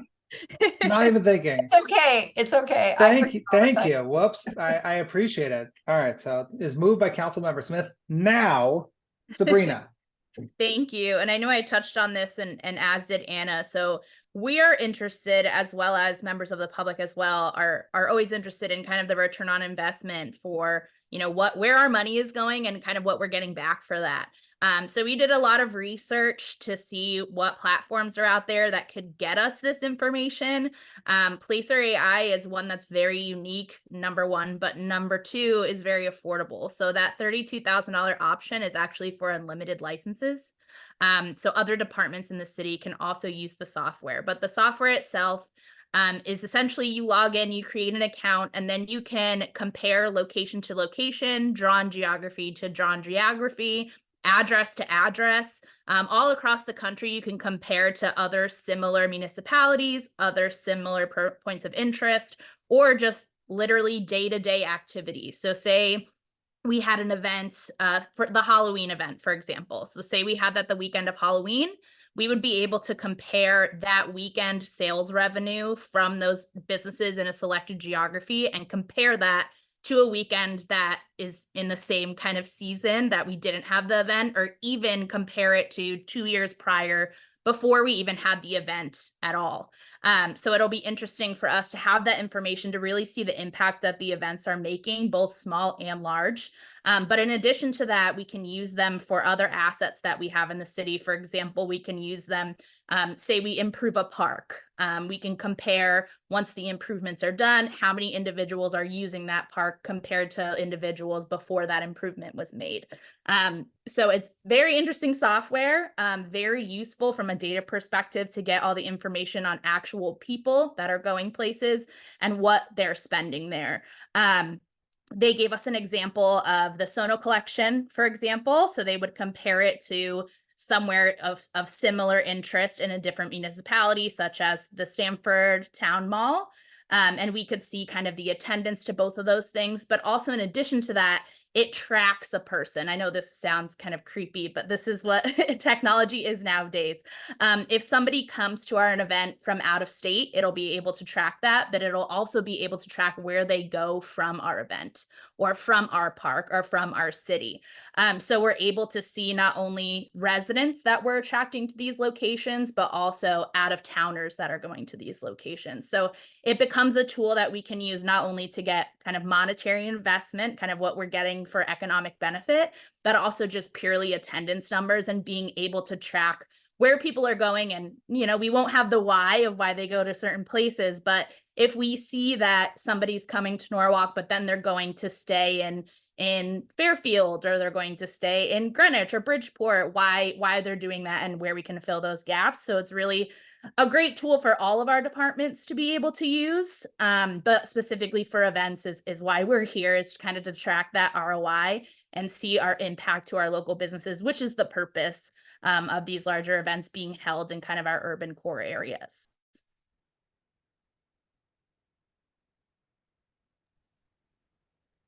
Thank you. Any questions for Sabrina? The only question I had, and I just was looking through, I think there was in the memo provided about this, about the fact that the data actually cuts across not just Norwalk, but other municipalities. And I was wondering if other municipalities have retained, you know, like around here have retained services like this and might have data that could help us. So they only allow us to pull the direct sales tax revenue and all the kind of incremental data points for ourselves. We can compare to other municipalities, but another municipality wouldn't be able to pull our data essentially for us and share it. They have multiple clients across the US, some in Connecticut, some in New York. They're kind of all over the place. But they have the information to be able to compare. But say if Bridgeport contracted with them, they wouldn't be able to pull our specific Norwalk data. They would only be able to compare it to their own data, if that makes sense. No, that totally makes sense. It was just something that piqued my interest. Councilmember Smith. Yeah, thanks. You know, I just want to take a minute to say how much I really support these events that you've been having, we've been having as a city. They really bring us together as a community. You know, my kids are long grown, right? And you know, I'm a kid at heart, right? And so I love to go to the events for myself, right, to have fun.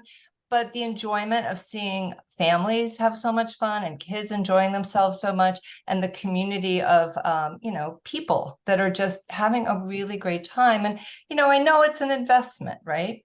And what I see you're working on is ways to bring in sponsorship. So, you know, ultimately, less from the city side and more from the sponsors. But I think these are really, really important events for our community.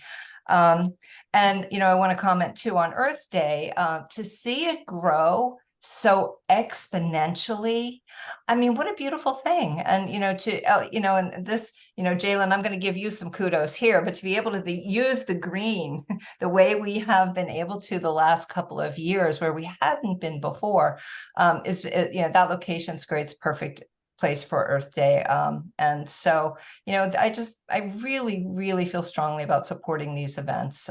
So I just had to say that. And it's going to be really wonderful to have this kind of data that, you know, we will be able to, it seems to me that, you know, not just establishing the return on investment, right? Of course, we want a return on investment, but it's probably going to give us information, right, to make the events even better. Exactly. And that's the point of it. I mean, ROI is a big portion of it, but we can get a lot of information on different demographics for these folks as well. So if we're missing kind of a certain demographic that we're wanting to draw in, for example, we have a large Hispanic community in Norwalk. So if our attendance for that kind of demographic is low, what can we be providing at our certain events that will specifically draw in those individuals, but also support those individuals and, you know, make it a place for everyone. So we're excited to have that information to be able to see kind of where we can tailor certain aspects of our events in their entirety to really be inclusive of everyone. Mm-hmm. Yeah, and I don't want to forget to say, because, you know, we did get quite a few emails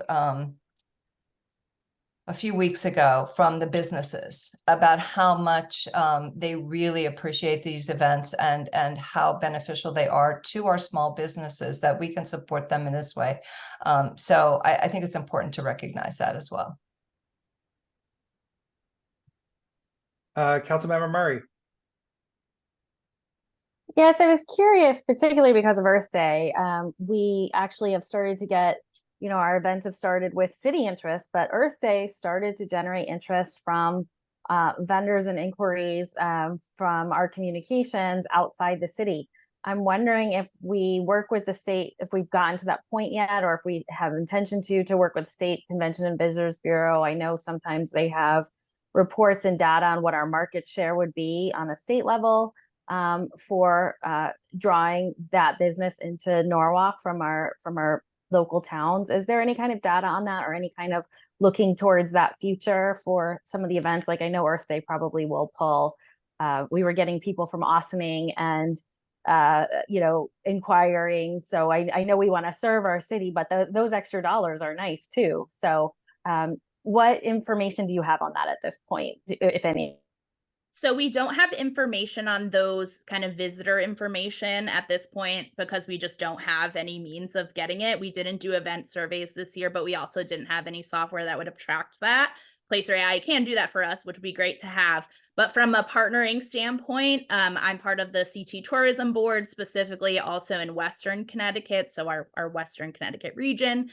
So we all do meet kind of on a bi-monthly basis, once on Zoom, once in person kind of thing. And we talk about all of our events coming up. We're making sure that we're not overlapping on a lot of stuff because we want to make sure that people from other municipalities are able to come to wherever the closest event is or wherever they want to travel to an event.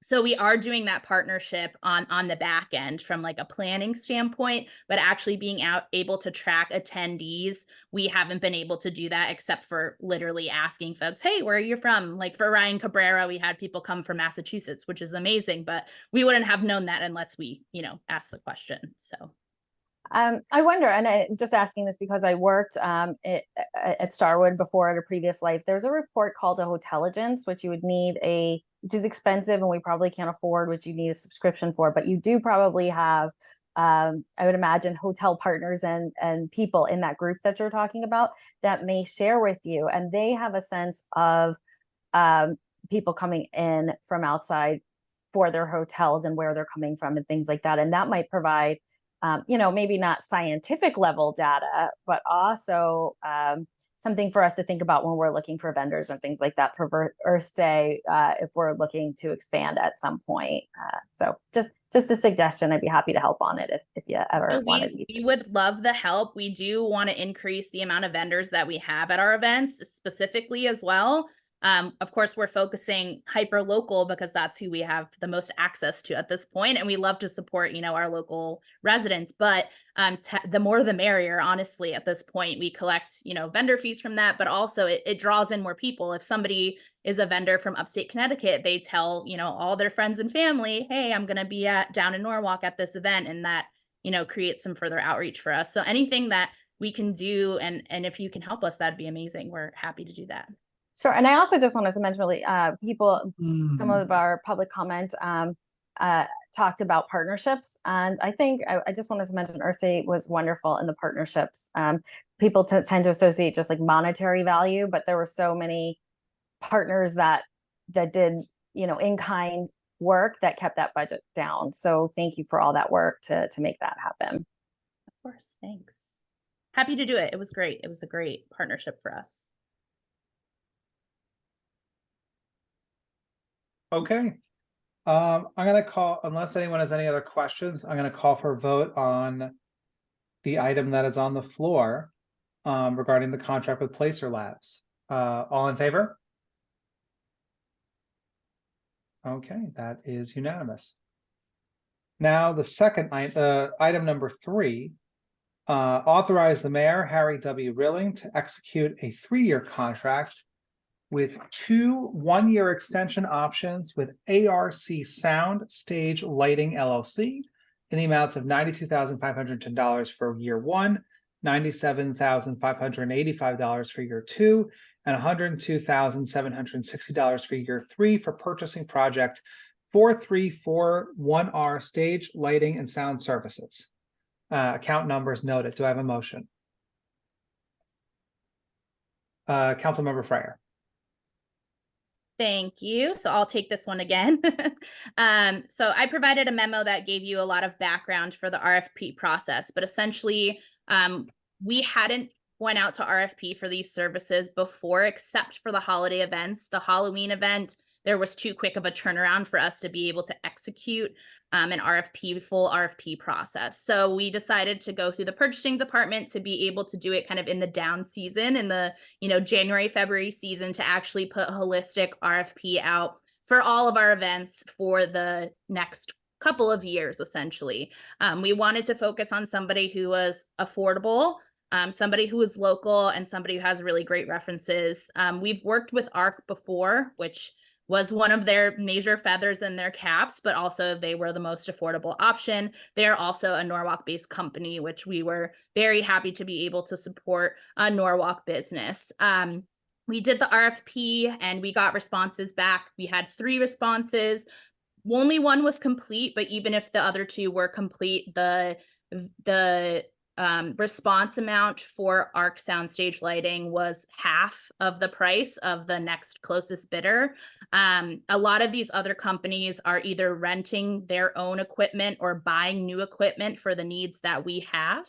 ARC has the ability to already have those things, which is why the cost is significantly lower. It's also because of the fact that they've done this with us before, so they kind of know what to expect, rather than just having the information of how many people, what we're looking for, et cetera, et cetera. So with this process, we were able to select through the purchasing department kind of our preferred vendor that would work with us, which has been great if it is selected, because we've worked with them before. We know how it works. They've helped us secure entertainment as well, which is not a part of this actual bid. We didn't include it mainly because somebody can put in $5 million from Beyonce and $2 for some guy to busk on the street. So we wanted to make it fairer by just putting kind of soundstage and lighting in there only, so that it made the bids more, comparable to each other. So that's kind of where we're at. If anybody has more specific questions on what they provide, what the prices are, the selected consultant is here in the attendee list. So if anybody has specific questions, we're happy to allow him to speak and answer them for us. Does anyone have any questions? Councilmember Smith. Yeah, I have a question and a couple comments. One is I am glad to see this has gone through the RFP process. And ARC has done some excellent jobs for us. Very, very, very professional. And you mentioned Earth Day. Them doing the sound for Earth Day. I mean, there really was a significant difference in the sound. So I know they do excellent work. So my question is, so the contract is, we know the specific events that we have, right? So they'll cover all of the events. what if, you know, there's a decision to like add in a couple small events here or there? Would that be covered under this contract as well? It would be up to the vendor if they're able to provide the flexibility within the budget to do so. If this does get approved, we're planning on having kind of a sit down budgeting session to see if we can do more events within the budget confines that we have already. Like we said, we want to do a summer event. We want to do these small one-off events. So if they don't fit into that contract, we would have to find other means of getting funding for those things and also do kind of a separate RFP or procurement process for those. But if it is within the vendor's capability to stay within that budget to provide additional events, they can do so. I see. Okay. Thanks. And Sabrina, I mean, just to clarify, I know it said in the paperwork that it included the event schedule for the events I already know about, but also these flex events. I assume that's what you're talking about, that, you know, if there is the sort of one-off, that it is encompassed in this contract. Yeah. So long as it fits within the time frame. Yeah, the only reason we didn't include those amounts that were listed for the flex events is because they were too open for interpretation. So you can provide, you know, something like Earth Day that costs us a couple $1,000s, or something that's like Halloween, which costs us tens of thousands of dollars. So we wanted to leave it open to have that capability, but we also didn't want to have a price set for those that we were tied into, essentially, considering we don't know if we're going to spend that much on these flex events. Like for the summer event, is it going to be smaller than Halloween? Probably. So we don't want to lock in at something that's $80,000 additional dollars when in reality, we might only need something like 10, for example. Thank you. Councilmember Seed. Yeah, I had just the same kind of the concern with like locking in with the 3 years. Like as you guys know, like with the budgeting process and everything, if we lock in like to do the 3 events, like does it tie the city down to have to hold the events for like 3 years? Not saying that we want to cancel them, but just saying like like with the budget process how it is, like what if we get to a point where we can't afford to do it? So in our contracts, we always have the option to cancel based on funding availability. That's written into every contract that we have. We're hoping that this approval and having that 2 other year options just means we don't really have to go back out to RFP every single year, and we can stick with the same person. So all of this is dependent upon funding sources, essentially. And the hope is that we'll be able to solicit sponsorship going forward to where the request on the capital budget side is actually going to be significantly less going forward. Thank you. Councilmember Dunn. I have a lot of concerns about this. It's a lot of money. That's definitely a want versus a need, as we talk about. I come from the background of being an event director. We talk about Splash, Jim. We worked on Splash, right? I do have those budgets. I mean, not having an entire budget for an event is really concerning. The entire budget for Sono Art Celebration last time I was the president was $80,000 for, you know, a full weekend full of 7 stages and stuff like that. So it just does not seem, it seems more like a slush fund in some ways. I just, without more information, I'm not really supportive of it. So I would suggest getting some budgets, maybe from Oyster Festival. What are they paying for stuff like that? And, you know, we can provide, I still have the budgets from Splash Festival when I was one of those directors, and Sono and some of the others, Norwalk Art Festival, you know, if you needed comparables. The other comment that I have to make is going back to Sono Art Celebration, I think that your sponsorship levels are way too low. You know, an upper sponsorship level, you could probably, depending on the number of people, you really should try to reach for that $20,000 range would be my suggestion. Okay. Okay. Thanks, Heather, for that. And I'll reach out to you separately because I think your input on all of this stuff can really help us. We're kind of like starting everything from scratch. So having that backup would be amazing. And we also have the budget for Harbor Splash. We were in connection with the woman who worked at the health department and had recently retired, who helped organize everything. So we have all of her pamphlets, information. So we're excited to kind of use that and bring something back. We do have extensive line item budgets for all of this, all of the events that we have. So if you'd like to see those, we have that readily available. We can send them over. We also have a proposed budget. We have what we spent last year, obviously, but we also have the proposed breakdown budget for line item by line item for this upcoming year as well for each of the events that we're proposing.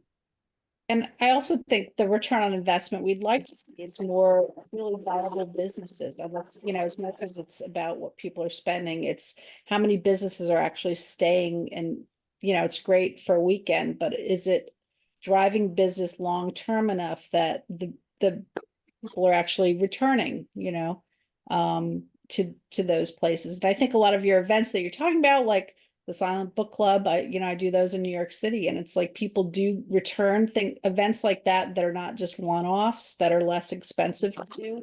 I'd personally like to see more of a focus on that going forward in the meantime, until we get kind of the place or information about its impact on our businesses. Yeah. Yeah, we love those events too. They're it's great. Like we said, it's great to have those event partners. That's how those events are successful, is because we have kind of a bunch of people around the table to help us execute those. We're looking to continue the book clubs and other kind of smaller one-off events, as you described, like the karaoke was one of them. The new resident meetups are another one. We had these ideas for Wacky Wednesdays as well that will probably start up as well, which are just, you know, random one-off events in obscure locations that can draw people in to gather excitement on those. And like you said, those are kind of the low-cost events that we're also going to be doing this year. We're targeting about 15 a year, and that's minus the book clubs. So those would be 15 additional events that don't include the monthly book clubs or bi-monthly book clubs now, since they've been super successful for us. But I'm hoping, to your point about the business retention piece, we do hear some information from them about the events, how they make those days successful, but we're hoping to not only gather them around the table to talk about events directly, but number two, be able to actually survey them to get that information kind of not just one-off by talking to folks. We have been sitting down with our business community and business owners, specifically a lot of the restaurant owners that want to actually partner with us on events or things that they were looking to do that they don't necessarily have the capacity to do themselves. So we're happy to focus a lot on those things, and we have been. So we're excited to start executing stuff on that front as well.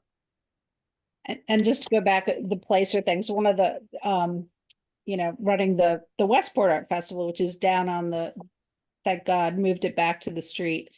A lot of the businesses were not very happy with, art booths up and stuff like that up against their storefronts, and said that they actually lost money the weekend of their sales were down. However, I would bet over, like people coming back, over the next couple of weekends.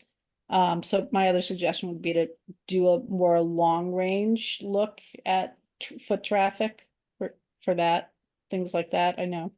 Yeah, I think that would be great to look at for sure. And to your point, our businesses don't necessarily like when we put vendors in front of their either. We've been very selective with the positioning of our vendors for that reason. We've been very grateful to partner with AGW partners to use the vacant spaces. I think that's one thing that we're going to be doing going forward. But also when we close the streets and do have vendors, we give the space that's right in front of the open storefront to the business to be able to come out onto the street with tables or what have you, to kind of not have that issue so much.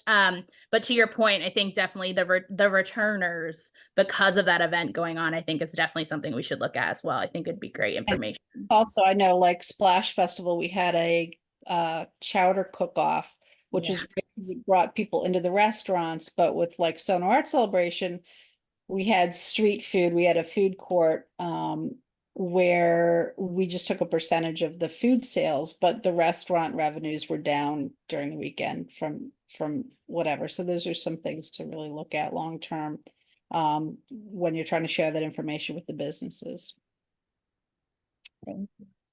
We'll be in touch for sure. I don't want to keep everybody, but we'll reach out to you separately, Heather, for all of your wisdom for sure. We need it. Councilmember Seed. Yeah, I was like kind of torn on this. The presentation was great.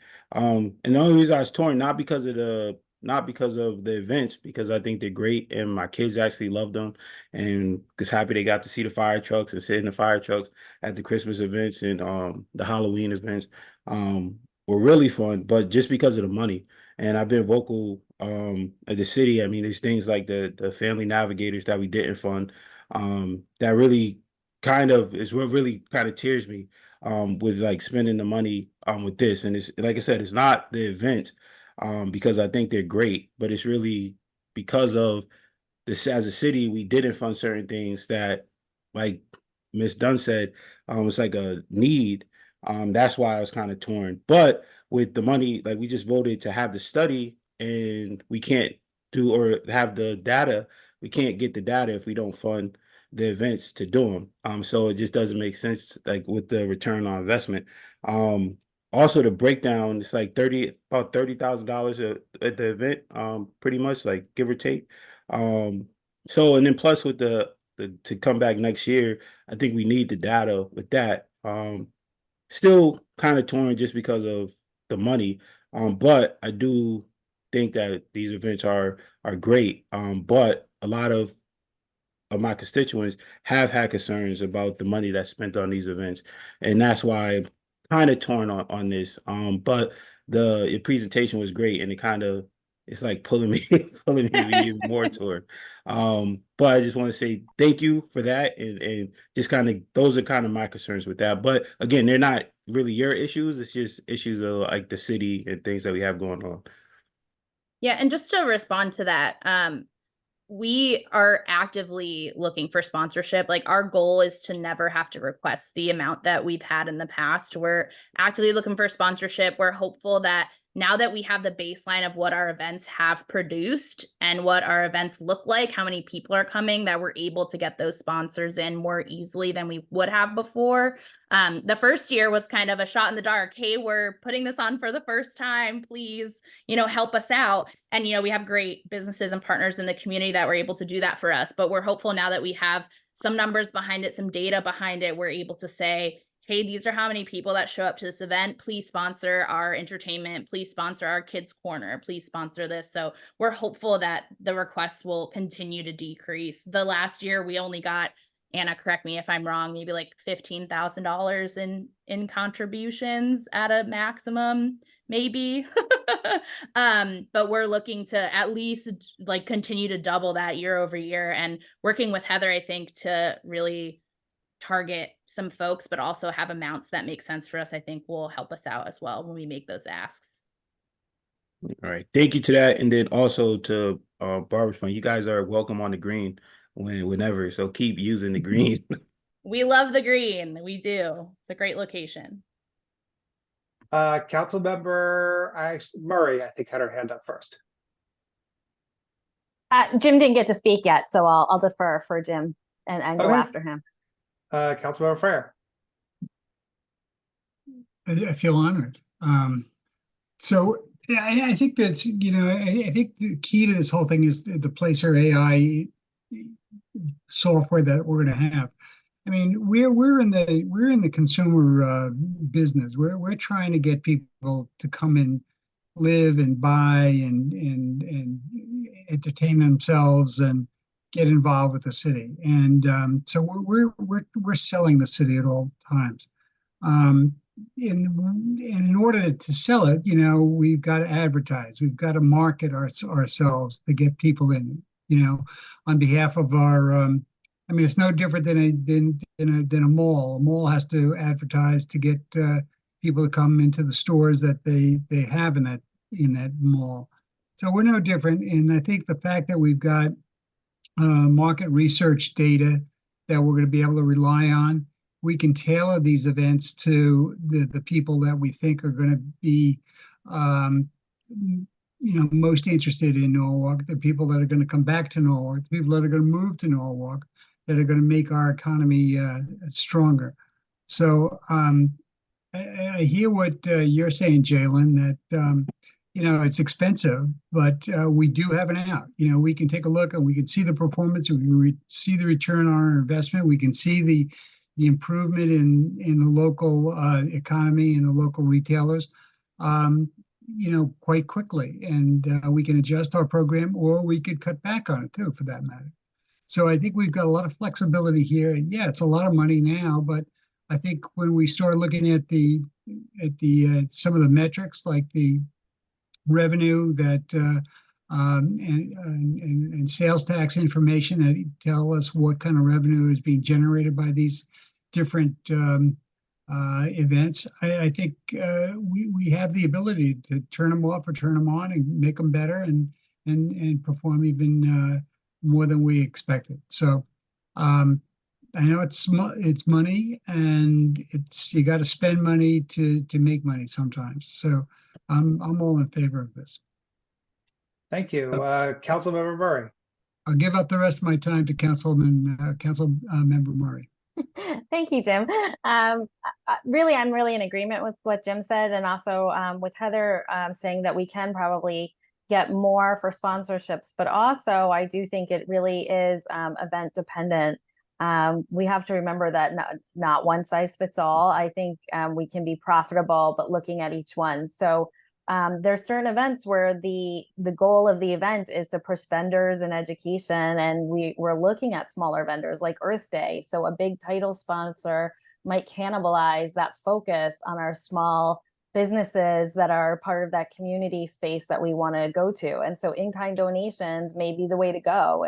And then other ones like the Halloween might be a big $20,000 sponsor. So I just wanted to state that to manage, public comment has said, and we've heard in the public before, why don't you have a bigger sponsor? But there isn't going to be a one size fits all, right? To determine whether these are profitable. It's going to be what we need in the moment. And also we're very different than if we're just throwing an event. Like when I was at American Cancer Society, we were just raising money and advertising people. That's not just our goal here on the city level. Our goal is also for building those small businesses and making sure they get tax dollars, and those big sponsors can sometimes cannibalize that. So unless I'm wrong, I just wanted to manage expectations on that.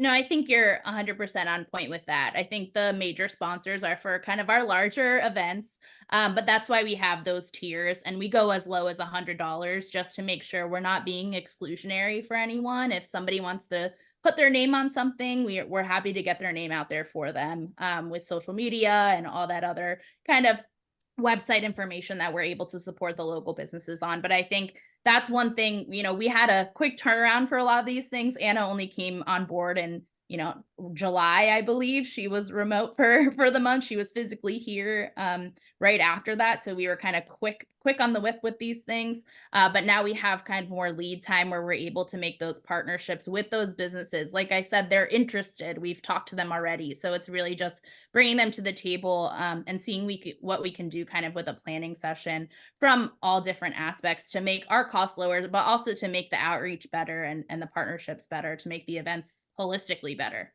So. And just one real quick follow-up. It would be great. Anna's presentation was so wonderful, and I would love to see a pro forma maybe, but we're talking about how to improve budget season. And I know you're not going to have it all this year because you're still building it. But it would be great to kind of be able to look forward and say, this is what we feel like we're getting out of, year forward. So even if we can't build it this next year, maybe year after, a year over year, and be able to show that, because I found this very helpful in understanding the goals of the whole economic and community development department as a whole. So I really appreciate it again. Thanks so much, Anna. You crushed it. Councilmember Dunn. I just have one more question. Do you have a list of deliverables depending on the sponsor levels, what they get? Can you forward that on to us as well? Yep, we have a whole t-shirt or where they're. Yeah, we pulled the pricing information, but we have a whole sponsorship kind of document that outlines everything for you, so we can send that over to you. Okay, thank you. Yep. Before we take the vote, I just wanted to make one other comment, and I think just on a broader perspective, I don't know if you've seen, there's been a lot of national coverage over sort of the loneliness epidemic and people feeling a lot of times a lack of joy in their lives and sort of general feelings of despair and malaise. And one of the things that I have learned in watching Sabrina and Anna and the team put together a lot of these events and going to a lot of these events is that they inspire real joy.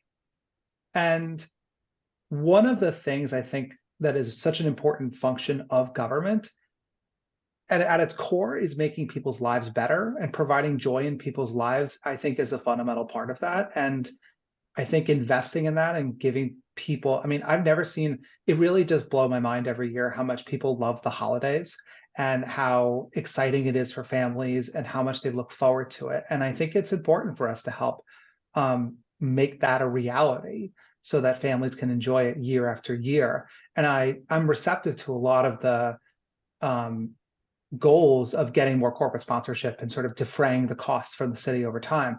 But I think the overall goal is we want to make people's lives better, and we want to, and these events are a way to do that. Obviously, there are vastly more important things like making, the roads work and making sure that people are safe. But joy is important, and we should invest in joy. That's just my 2 cents. But Councilmember Seed, I see you have your hand up. Yeah, I think the conversation that was just with Ms. Dunn and Sabrina and the team, I think that kind of swayed me in the sense that we're going to do the work to try to make sure as a team, not just the team, the staff, but if we're with the help of Heather and other people who have experience to help get better better sponsorships. I think we have to like front the bill, but we could work in the next couple months to kind of make sure that we don't have to actually pay it. We could get the sponsorships for it. So I think that kind of the kind of teamwork that makes the dream work. Exactly. I think I couldn't have said it better myself. Does anyone have any comments before call for a vote? Well said. I just want to say well said, Josh, and Jalen too. That's a beautiful way to wrap this up. I just have a question about it. So this is a 3-year contract. So at what point do we come back and try shift gears if something's not working? My concern is the extension of the contract and do you know what I'm saying? And my other issue is, what's the deadline for signing this? For me personally, before I vote yes for something, I'd like to have a little more documentation. So we would come back year after year because it would be dependent on funding. That's when you would have to like rectify it. The 3 years in there is just ensuring that we don't have to go back out to RFP essentially. That this is kind of the baseline for what we're looking for. And again, it's all dependent on funding. So if funding doesn't happen for whatever reason, or funding is half and we are getting sponsorship for the other half, we can be flexible on that year over year. And we're hopeful that next year we'll have kind of that data as well to be able to talk to that information. But on the signature part, on the mayor's part, we would be going to council to the next council meeting, and then the contract would probably take, the legal department usually takes about a week or so. And that's when the mayor would execute the contract. We would just need something in place essentially before the holiday events come. But the only reason we had to bring it kind of now rather than later is that their bid expires. There's like a 60 or 90-day kind of leeway for the bid to expire where we have to do the process over again. So that's why it's in front of you now. But we wouldn't need an actual kind of, we won't have our first event with using ARC essentially until Halloween time, but we have to secure entertainment and things like that. We will procure those separately. So the contract that's in front of you right now would go to council at your next meeting and get signature for the mayor, but that's kind of the timeline of when we would actually be using the contract, if that makes sense. Are we allowing the like the Arts Commission to choose the music and stuff like that? So we haven't in the past. We've looked at to get our musicians. We usually are either looking locally for the smaller events where the Arts Commission does help us out. Mark who's on the commission, obviously, he knows a lot of artists that are local that we can use. So we've used those individuals for our smaller events. For our larger events, to get the better bang for our buck, we have our ARC soundstage lighting. In our last event, was able to see events that were happening in New York City that same night. So we would get a super discounted rate for them to essentially make a stop, do a set in Norwalk and go to the city. So we look for the most kind of affordable option in that regard. But for our smaller musicians, we do get the input and suggestions from the Arts Commission. We also have a list of those individuals that we've kind of been building at this point. As well. Luke Molina is one of the local artists that we kind of use for everything locally. But for the marketplaces specifically too, we had probably about 6 or 7 different local musicians that participated in that. And we utilized the Arts Commission for that specifically. Just want to make sure they were pulled into. Okay. Councilmember Lopez. Oh, yes, hi. So I just wanted to say, Anna, thank you very much for the presentation. That was fantastic. And Sabrina, also for all the work you guys have been doing together. I fully support you guys and everything that you do. Now I'm going into the future. Obviously, you know, there is room for improvement, but there's room for improvement in everything that we do in life. So good job, and I fully support you guys. Thank you so much. We You're welcome. appreciate it. I also think it's worth mentioning. This dawned on me, you know, and you know, earlier or just a few minutes ago. I don't know if anyone saw, there was a press release earlier this week that there's a website called livability.com that gave us actually a remarkably favorable rating. I think we were rated like the most livable community in Connecticut and like the top 100 in the US. Events like this are a part of the reason why we get ranked highly in these things. And it's why we, you know, people really want to live here and really want to be part of this community. And that's, you know, I do think there is a larger through line, and I like that everyone is, I think we're all in agreement on the larger goal. It's just a matter of how we get there. And that's the sense I've gotten from a really productive discussion tonight. And obviously there's a lot of work to do in the future. And I'm just really glad that we're all committed to helping do that work. So with that, I'm going to call a vote unless anyone's got anything else to say. All right, with that, all in favor of taking this item to the full council? That is unanimous. Okay, with that, I'm going to need one other motion. Councilmember Dunn. Adjourn. All right, adjourn. Thank All right, you. everybody. Thanks for a wonderful meeting. Yeah, Have a just so great you guys night. know, I'm never making a motion to adjourn. Well, you want to stay all night, Jalen. Just keep going. Yeah. We're gonna buy you a TV, Jalen. Oh my God. Or just stay Good by night. yourself, Jalen. Good night and go Knicks. Night. Good night. Good night, Yes, everyone. Nick. Thank you Yeah. so much for all the support.